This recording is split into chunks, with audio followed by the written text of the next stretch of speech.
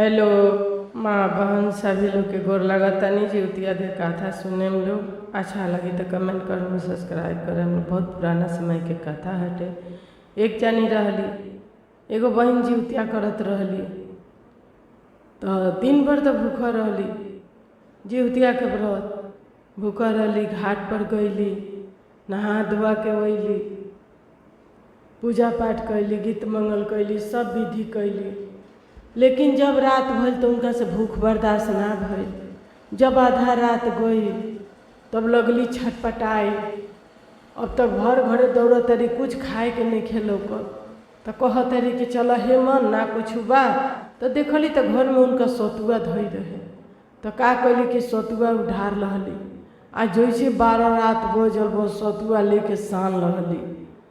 आ सान के आ जैसे खाए के मुँह में फेंके चाहतरी तो उनका 7 गो बेटा रहे, पति रहे, एके लगे सब सुतर रहे लोग। तो जैसे मुँह में डाले चली तले बड़का बेटवा छोटका बेटवा उठ गइलन। छोटका उठ के कहत रहन कि माई माई हमहू खाएम, का करत तारू, खा तारू हमहू खाए। तो कहली कि खैब तो आब, उठ के आब।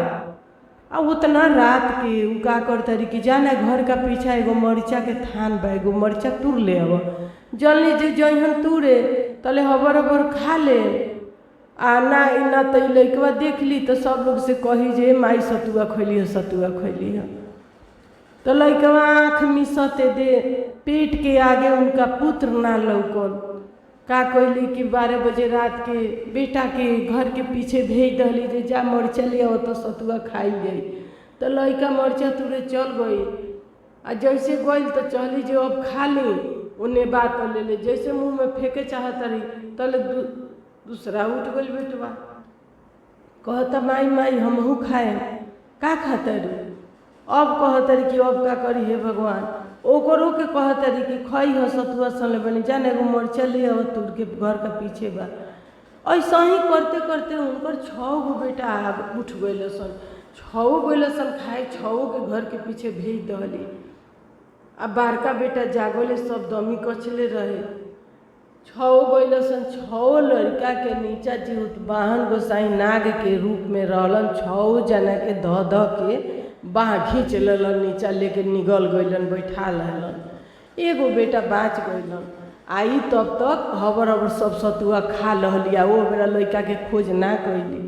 जब सुबह भई तब कहतरी जे बबुआ कहाँ गइल सन। तो उनकर पति कहतरे कि का जाने सुतत तरल से रात में कहाँ गइल सन। तो कहतरी का जाने जी कहाँ गइल सन। अब सही बात बतावत नहीं खी। अब रोता लो डहकता लो चारों ओर खोजाता, लेकिन माई जानत रहली, मुँह से बता नहीं की सकत। तब जाके बड़का बेटा उनकर कहलक कि ये पापा माई रात में सतुआ सनले रही है 12 बजे रात के आ खात रही हो। बबुआ उठल तो कहता माई माई हमहू खाएम। तो कह दिले जे जा मरचा तुर के ले आओ। ऐसा ही करते करते तो 6 गइल हसन मरचा ले आवे तो लौटल हसन ना तो ले सब सतुआ खा ले लिए, खा के सूत गइली हो।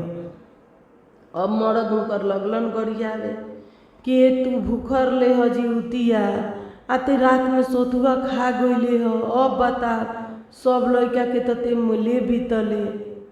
आ अब खूब रोआ तारी, छाती पीट तारी, कह तारी कि दुख ना बर्दाश्त भइल तो हम ना कोई से बतौनी है। आइए से लड़कन के भेज देनी है। आखिर मरचा ले आइए सन तले हम चोरा के खा जब ना देखिए सन तो ना कोई जाने ना कोई से कहिए सन। तो वो का जाना तारी कि भगवान का लगे चोरी करम तो भगवान तो पकड़िए लिए, देखार कहिए दिहन। वो तो जान लिया जे हम बेटा से चोरी करता नहीं, लेकिन वो तो जीवत वाहन गोसाई से चोरी कैली हो।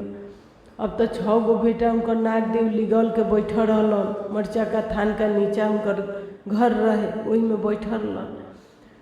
जीवत वाहन गोसाई सपना में देखौलन जे तोहर बेटा सब 1200 नाग देव लील के बैठल बारन, आगे साल तू जीवतिया फेर करी हो। आ ओरी तर बैठ के माफी मंगी हो। बिहान भइला दिन भूखिया, रात भूखिया, सुबह हुई तो मार भात बना के उड़ी तर बैठ के आ फूक फूक के पीह तार लड़का आ जोई सन। साल भर रोअली गवली, फिर जीवतिया के पेरा जो हतारी तब साल भर पर आश्विन महीना फिर आई। आश्विन महीना आई, अष्टमी के दिन उपवास रहली आ तब इनकर दिल में दुख भई जे अब हम ऐसे करम तो हमार पुत्र लौटी हसन। तब वही में पूजा पाठ कैली, नहा खा कैली, बिहान भैले भूखली, दिन भूखली, रात भूखली, सुबह में मार भात बनवली, किरिन फूट गई तब उड़ी तर बैठ के आ फूँक फूँक के पिए के कहले रहलन। फूँक के जैसे ही एक कुला पियली तल एगो बेटा के कहता माई माई हमहू पिए। फिर एक बार फूकली आ एक कुला पियली तले फिर एगो बेटा कहता माई माई हमहू पिए। छौ अइलसन आके खड़ा भइलसन, छौ के संग में पियवली खियवली आ जीउतवाहन गोसाई के गोर लगली, माथा पटकली, कहली हे भगवान हम गलती करनी, हमार लौटौनी, दुनिया में कोई गलती करी सबके लौटाए में है जीउतवाहन गोसाई रोड़ा में बड़ा शक्ति बाटे। जैसे हमरा के लौटौनी वैसे सब पंच के लौटाए, कोई के दुखी मत करो, सारा दुनिया वैसे जीवतिया करी रोड़ा के पूजी। गोर लगतनी हे जीउतवाहन गोसाई, चाहे हे जीउतवाहन गोसाई, भूल चूक भइल सब माफ़ करे में, हे भगवान गलती भूल से माफ़ करो।